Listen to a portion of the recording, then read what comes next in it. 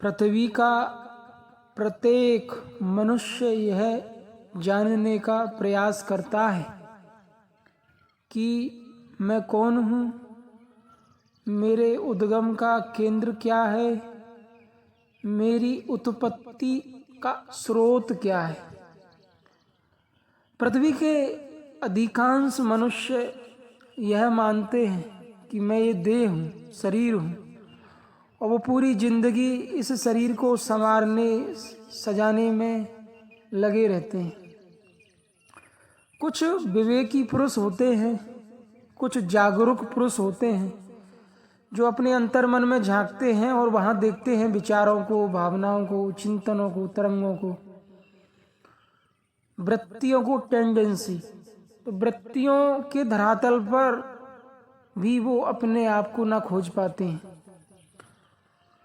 स्थूल शरीर में 5 ज्ञानेंद्रियां हैं, उनके 5 तन्मात्राएं हैं, शब्द, स्पर्श, रूप, रस, गंध।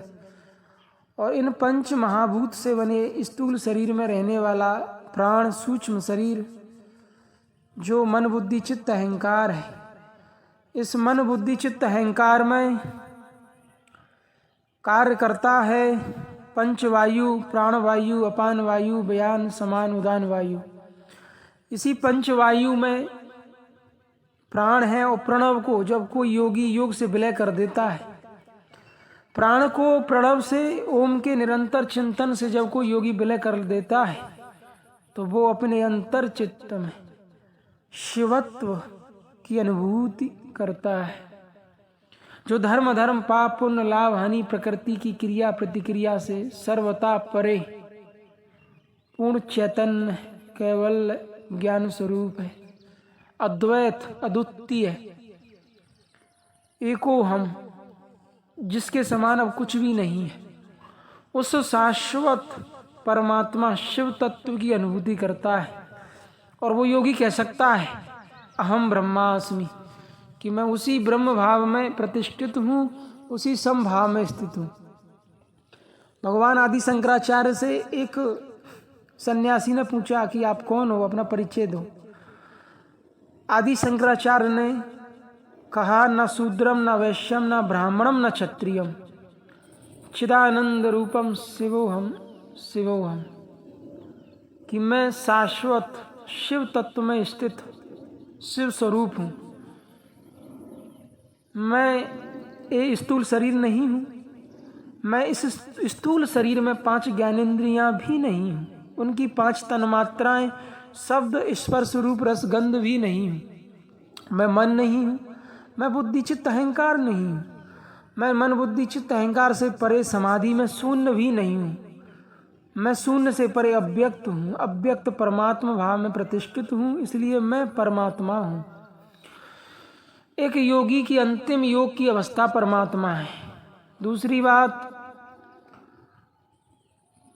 आप परमात्मा भी हो, प्रकृति भी हो, क्योंकि आपके पास शरीर है तो आप शरीर भी हो, आपके पास मन है तो आप मन भी हो, भावनाएं हैं तो भावना भी हो, संकल्प विकल्प है तो वो हो। कहीं ना कहीं आप प्रकृति और पुरुष का सम्मिश्रण हो। प्रकृति और पुरुष का मिलन ही योग है। असल में योग की परिभाषा है कि मन, बुद्धि, चित्त, अहंकार में जो प्रकृति कार्य कर रही है, उस प्रकृति का परम तत्व परमात्मा में विलय हो जाना योग है। प्रकृति पुरुषोत्तम में बदल गई, योग है। योगस्य चित्त वृत्ति निरोधा, योग से चित्त की वृत्तियों का निरोध होते होते अंत में स्वरूप की प्राप्ति हो जाती है। उसी अवस्था को कहते हैं स्वयं स्वरूप, आत्मस्वरूप। तो वही आप हैं, लेकिन सिर्फ आप आत्मस्वरूप हैं, सिर्फ आप परमात्म स्वरूप हैं, ये कहना भी संपूर्ण सत्य नहीं। आप प्रकृति भी हैं और आप ही पुरुष हैं। प्रकृति पुरुष का मिलन भी आप ही है। प्रकृति और पुरुष का भेद भी आप ही है। और प्रकृति जब पुरुष में विलय होती है तो जो स्वरूप प्राप्त होता है वो भी आप ही है।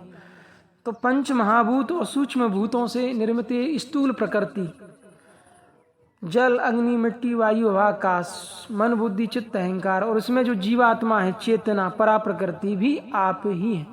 और जब कोई योगी योग से अपने मन को विलय कर लेता है तब उसके हृदय में महाप्रलय होता है और वो परमात्मा स्वरूप में स्थित हो जाता है। वो भी आप ही है। वो आपकी योगजन्य अंतिम अवस्था है, अहम ब्रह्मास्मि। और वो ब्रह्म ही सब में है, सब में समान रूप से व्याप्त है। ब्रह्म से ही सब कुछ प्रसारित है। ओम श्री परमात्मने नमः।